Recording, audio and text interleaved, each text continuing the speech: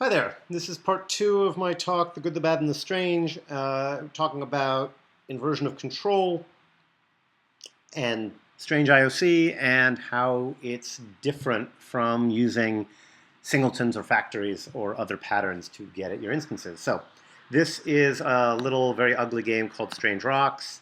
It's, as you can see, it's sort of an asteroids shooter game.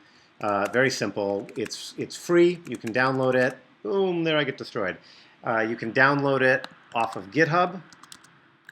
Whoops, not there, but there.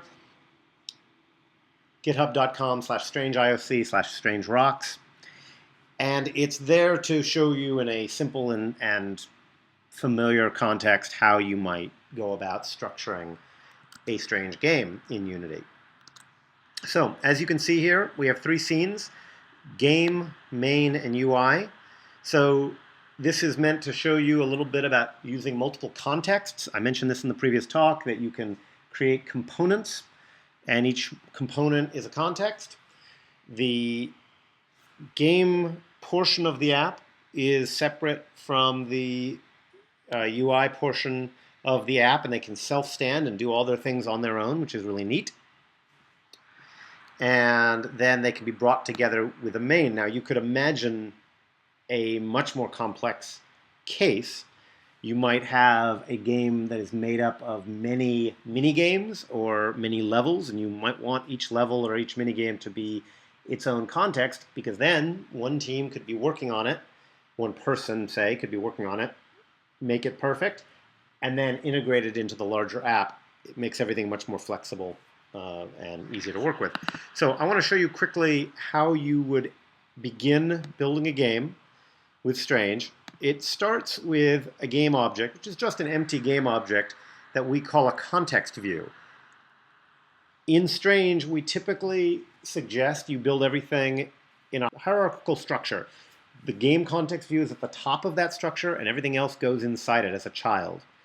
You'll notice we have a light, we have a camera, and when we add things like our spaceship or our rocks or our enemies, they are all going to go inside this top-level game object. But what is special about this game object is this mono behavior we've attached called game bootstrap. So I'm going to go over to Xamarin. This is where I tend to do my code. You might use MonoDevelop or Visual Studio or what have you.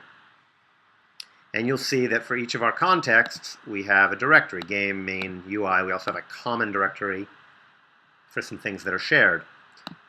But if we go inside game, we'll find that game bootstrap class that I just mentioned, and you'll see there's almost nothing to it. All it's doing is, when start is called, it instantiates the game context.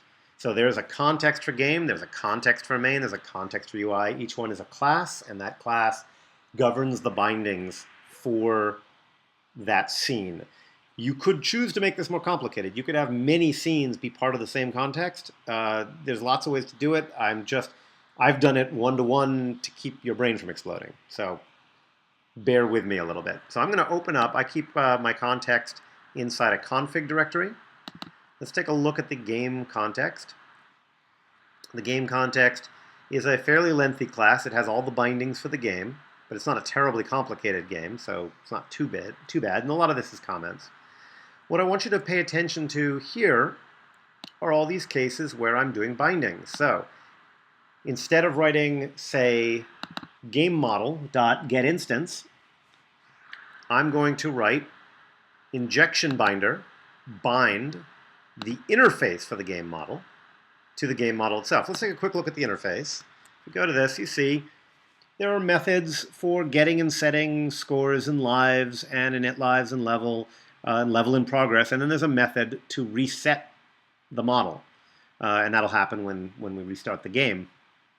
But you'll notice that nothing has been written here. There's no implementation. This is simply the interface. If we look at the game model itself, one thing we notice is that this is just a class. It's not written as a singleton.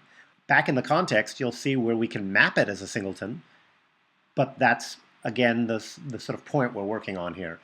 The fact that we may want it as a singleton doesn't mean we will always want it as a singleton, and the class should have the flexibility for us to choose. Again, nothing here is terribly complicated, but you'll see where we had that reset method. We just set everything back. Now, this is a very simple game model. We might have a much more complex one. We might have a Pac-Man one and an Asteroids one. We may want to do any number of things. And by the way, if you look at this, you'll observe in this particular very simple model would work for Pac-Man or Asteroids or any kind of basic, basic arcade game.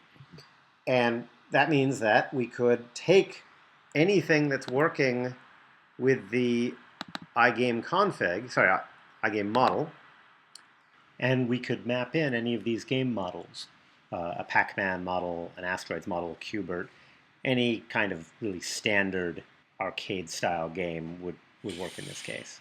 Because you could, you'd have this iGame model, and it just does these things as they're defined here in the interface. So that's actually pretty powerful, because if you look around, let's do a quick search. If I search my app for iGame model, you'll find that there's lots of references to iGame model. The interface is being referenced all over the place. However, the model itself, when I search, you'll note it's referenced in the context, it's referenced where it defines itself, and then it's referenced in some tests. So it's actually not used much. That's the point, is using the mapping of the interface, we are avoiding the concrete dependencies. And because we don't have those concrete dependencies, because the classes don't actually know what they're relying on. Let me do the search again. If I go to something like the start game command, you'll see we're using the iGame model. And if I change up the model, this class doesn't have to change at all.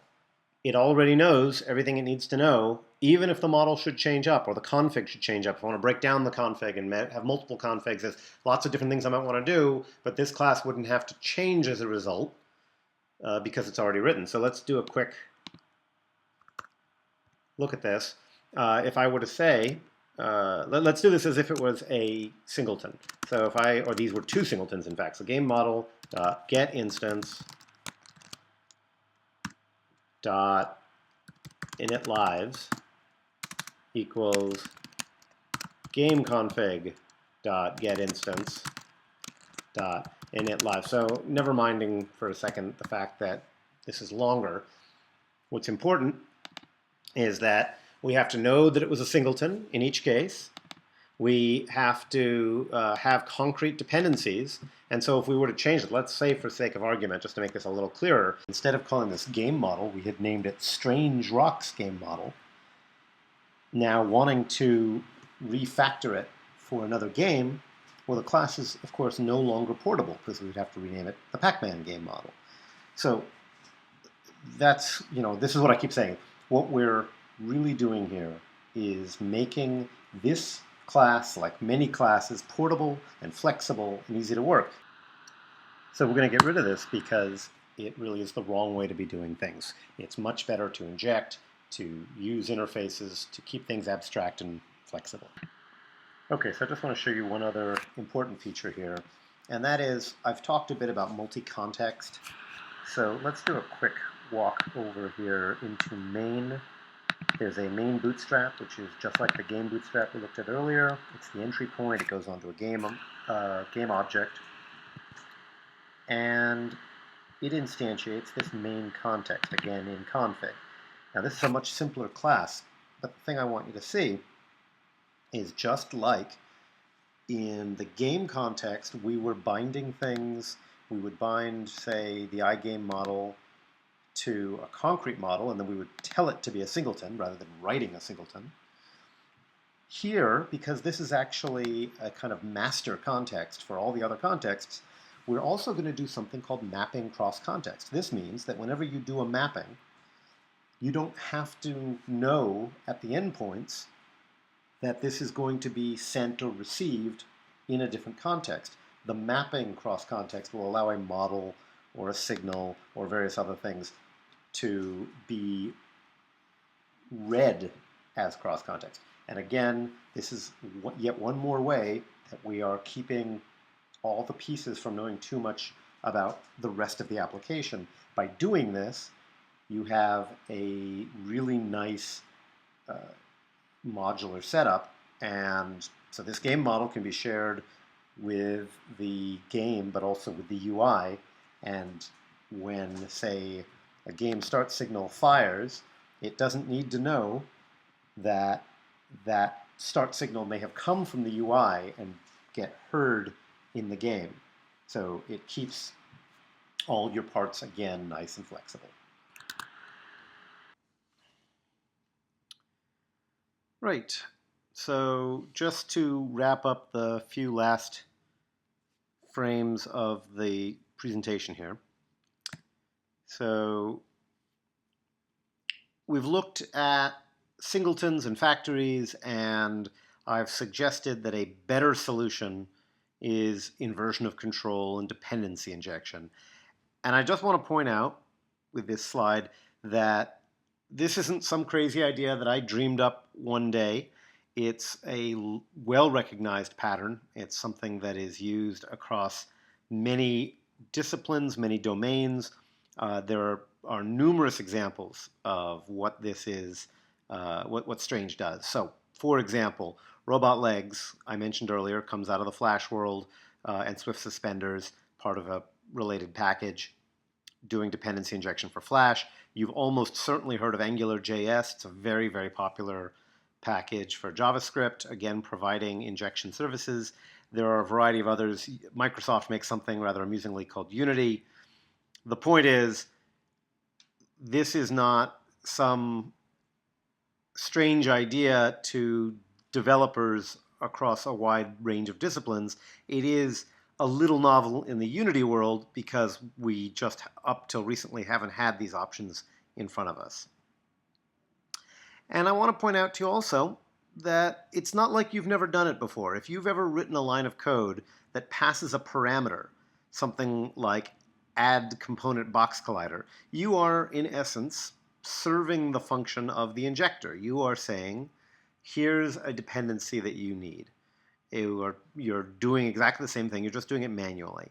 So this isn't as alien as it might seem. It's once you start getting yourself into the way of thinking about Strange, about dependency inversion, you will quickly, I hope, quickly realize just how much more robust your code will be, how much more you can change it, how portable things become.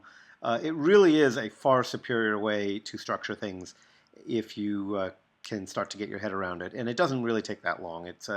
There's probably about a week during which you'll be scratching your head, after which things will start to become very clear, and eventually it becomes second nature, and all your projects will be built this way because you'll see the clear advantages that you'll have.